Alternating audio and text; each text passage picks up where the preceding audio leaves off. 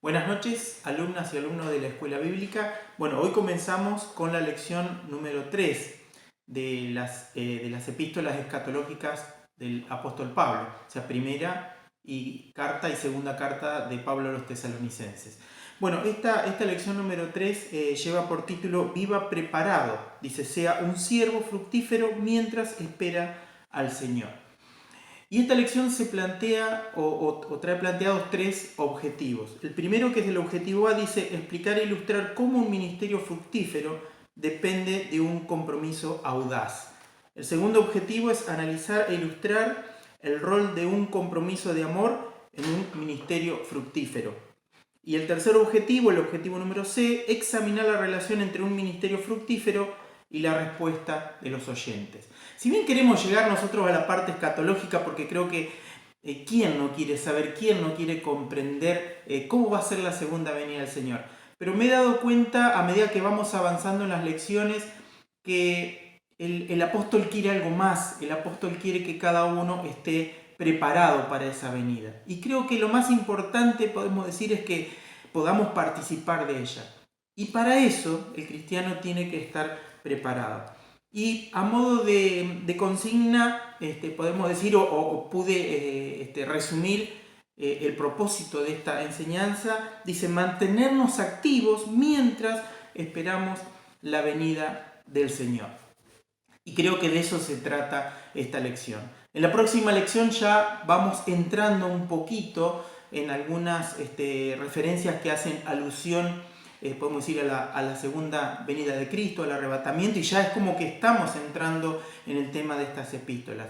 Pero lo más importante creo que es, como lo es la venida de Cristo, también es la preparación del cristiano. Y creo que es lo que el apóstol Pablo quería impregnar en los oyentes como eran los tesalonicenses.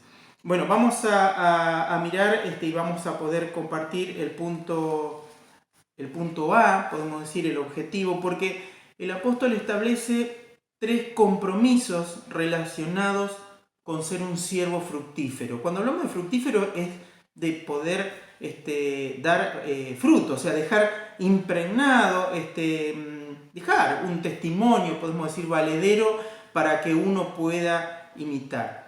Y vemos que, bueno, el punto A dice, la productividad depende de compromisos intrépidos para compartir el evangelio puro con la ayuda de Dios. Y cuando miramos primero, vamos a leerlo en la primera carta de Pablo a los tesalonicenses, el capítulo 2, desde el verso 1 hasta el 6, que es la primera parte de esta lección. Dice así, porque vosotros mismos sabéis, hermanos, que nuestra visita a vosotros no resultó vana, pues habiendo antes padecido y sido ultrajados en Filipos, como sabéis, tuvimos denuedo en nuestro Dios para anunciaros el Evangelio de Dios en medio de gran oposición, porque nuestra exhortación no procedió de error ni de impureza, ni fue por engaño, sino que según fuimos aprobados por Dios para que se nos confiase el Evangelio, así hablamos, no como para agradar a los hombres, sino a Dios, que prueba nuestros corazones. Porque nunca usamos de palabras lisonjeras, como sabéis, ni encubrimos avaricia. Dios es testigo. Ni buscamos gloria de hombres, ni de vosotros, ni de otros, aunque podíamos seros carga como apóstoles de Cristo. Cuando leemos esta epístola, el apóstol Pablo, ¿por qué dice la productividad depende de compromisos intrépidos o audaces? El apóstol Pablo venía de ser encarcelado, golpeado en Filipos. La verdad que no la pasó muy bien en Filipos, quedó medio moribundo, pero eso vemos que no interrumpió su compromiso con anunciar el Evangelio. Él tenía una meta muy clara. Él quería compartir y llevar este Evangelio. Fíjense que la palabra que se utiliza aquí dice con denuedo. Dice, para anunciaros en el capítulo 2 del verso 2, dice, tuvimos denuedo nuestro Dios. Y esta palabra tiene un significado muy importante. O sea, la palabra denuedo en griego es parresia somai. Y esa palabra significa hablar abiertamente o valeroso. Porque el vocablo del cual deriva la palabra esta es parresia, y parresia viene de paz, que significa todo, y de resis, que significa habla. Entonces, habla, o sea, cuando traducimos, significa sin reservarse nada. O sea, el apóstol Pablo no era que tenía un evangelio a medias o tenía un evangelio, podemos decir, liviano, sino que él, donde visitaba y donde estaba, trataba de dejar en claro cuál era el propósito del evangelio, que era el de transformar a aquel que se convertía. Y encontré un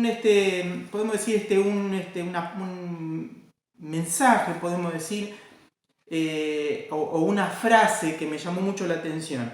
Y es un poco lo que Pablo decía. Dice, el Evangelio, o sea, lo que Pablo quiere decir a través de esta carta, el Evangelio podía cambiar al pecador más sucio en el santo más puro. Cuando Pablo habla en la primera carta que él escribe a los Corintios, en el capítulo 6, lo vamos a estar mirando desde el verso 9 hasta el 11. Esperen que lo busque, tengan su Biblia a mano, como digo siempre.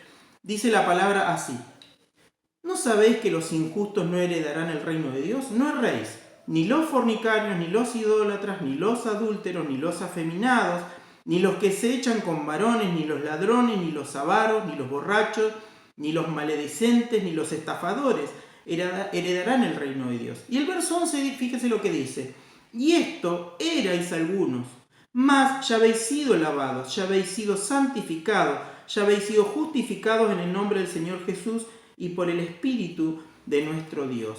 Cuando miramos la palabra en Primera de Corintios, encontramos la palabra lavados. O sea, todo aquel que se convierte es lavado de sus pecados. O sea, sus pecados son perdonados. O sea, toda su historia, su mala historia, cuando uno se rinde a Cristo, esa mala historia ya deja de ser, porque es cubierta con la sangre. Pero la palabra lavar podemos decirlo, tiene un significado mucho más profundo. Es lavarlo también a futuro, o sea, es dejar de que el enemigo no nos siga inquietando para seguir con esas prácticas. Si nosotros miramos, cuando el apóstol va a Tesalónica, no encuentra, o sea, cuando él llega a Tesalónica por primera vez en su segundo viaje misionero, él no encuentra personas santas, personas entregadas totalmente, podemos decir, al evangelio. Encuentra un grupo de judíos, pero su objetivo era llegar a aquellos que estaban perdidos, o sea, los que eran pecadores. Jesucristo, en Marcos capítulo 2, versos 16 y 17, en un momento se le acerca a los fariseos y decía: este come con borracho y con glotón y se junta y participa podemos decir, de grandes comidas, y un poco como quejándose. Y Jesús le dijo: los sanos no tienen necesidad de enfermos. Dice: no he venido a llamar a los justos, sino a los pecadores. Y creo que el apóstol Pablo lo que trataba era eso. Él sabía que el evangelio era efectivo para transformar y para cambiar. Cuando él habla también en la primera carta que le escribe a Timoteo, en el capítulo 1,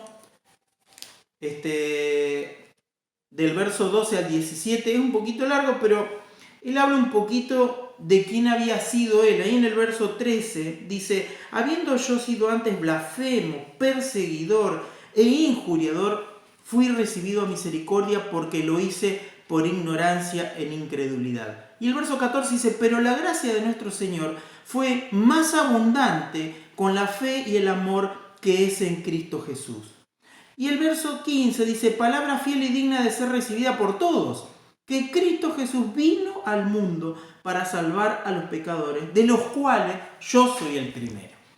Fíjense que Pablo se pone como ejemplo. Él antes había tenido una vida contraria. O sea, si bien él era un judío que creía que estaba haciendo bien, podemos decir, a su religión, como fariseo, estricto en la ley, o sea, conocedor de la ley, entendido de la ley, él comienza esta persecución a los cristianos y estaba en contra del cristianismo. Por eso él decía antes, o sea, yo era una persona blasfemo, pero Dios tuvo misericordia, Dios me cubrió, me transformó y pasó a ser un gran, podemos decir, misionero y predicador. Pero no solamente predicador, sino llevaba el evangelio porque sabía que podía cambiar las vidas.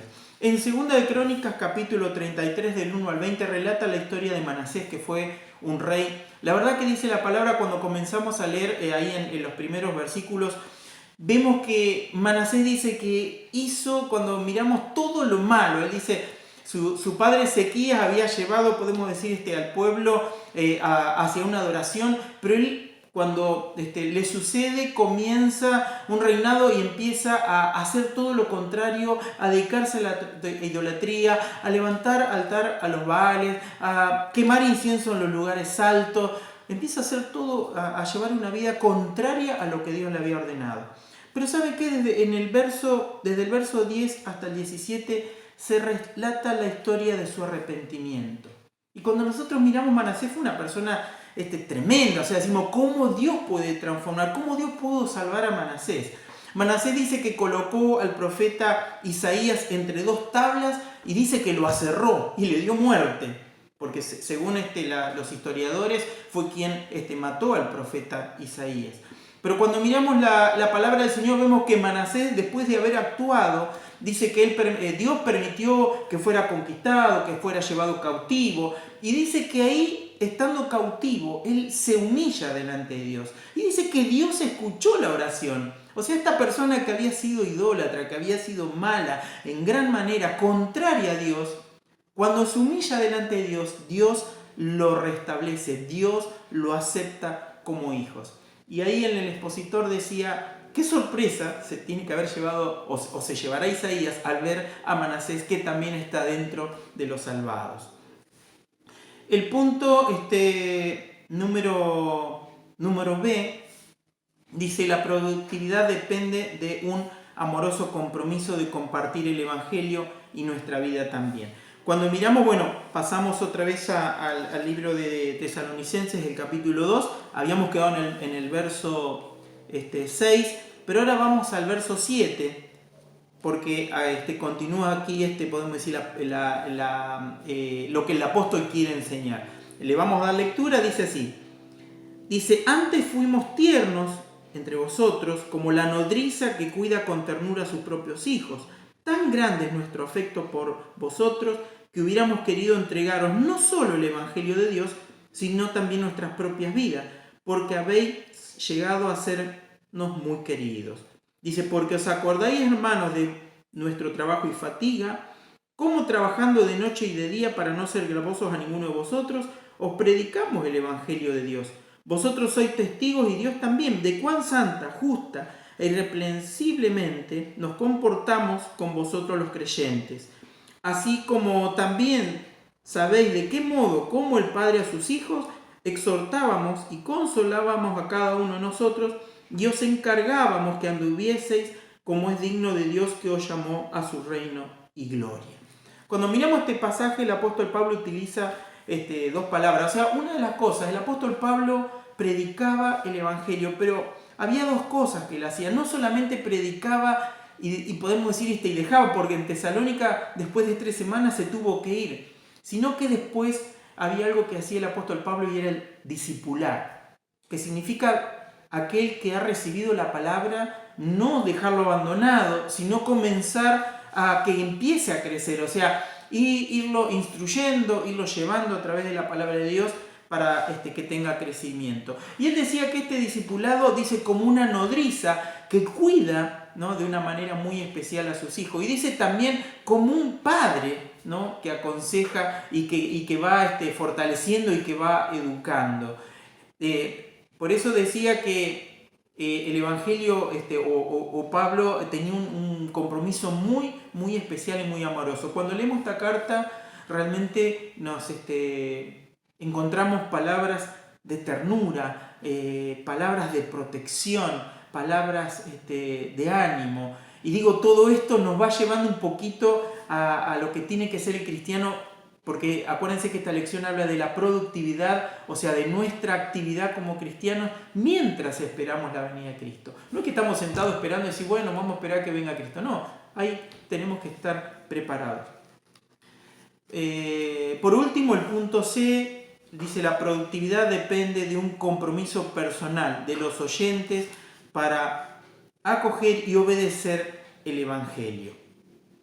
Cuando miramos nosotros en 1 de Tesalonicenses, capítulo 1:6, Esta es una parte de la lección que hemos visto.